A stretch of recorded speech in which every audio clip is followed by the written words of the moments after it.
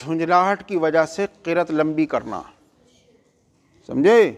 امام صاحب سے کسی نے کہا کہ حضرت آپ قرأت بڑی مختصر کرتے ہیں، بہت کم کرتے ہیں، تو امام کو آ گیا غصہ، چونکہ کچھ لوگوں کا یہ مزاج ہوتا ہے کہ ہمیں کوئی بھی کسی طرح سے ٹوکے نہیں، حالانکہ صحیح بات پہ تو کوئی بھی ٹوک سکتا ہے، سمجھے؟ صحیح بات پہ تو کوئی بھی کسی کو بھی ٹوک سکتا ہے، اگر کوئی غلط کام کر رہا ہے تو اس کو جو ہے ٹوک سکتا ہے۔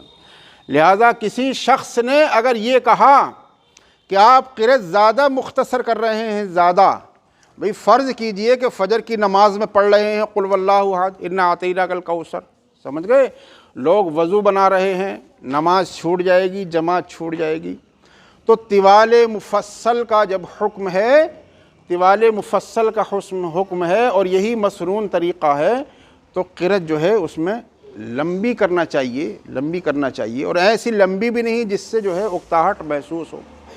لہٰذا امام صاحب سے اگر کسی نے کہا کہ آپ قرأت بہت مختصر کرتے ہیں، تو کچھ لوگ کو دیکھا گیا کہ وہ غصے میں اور جھنجھلاہٹ میں قرأت کو بہت لمبی کر دیتے، سمجھے؟ رکوع بھی لمبے اور سجدے بھی لمبے، قیام لمبا، سمجھ گئے؟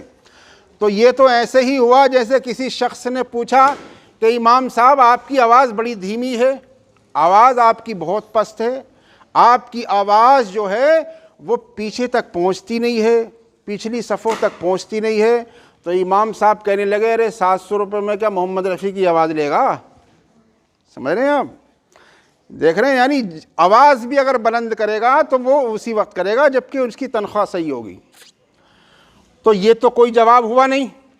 لہٰذا اسلام یہ ہے کہ میانہ روی اختیار کرے، سمجھے؟ اور جو مسنون طریقہ بتایا گیا ہے اس طریقے کو اختیار کرے۔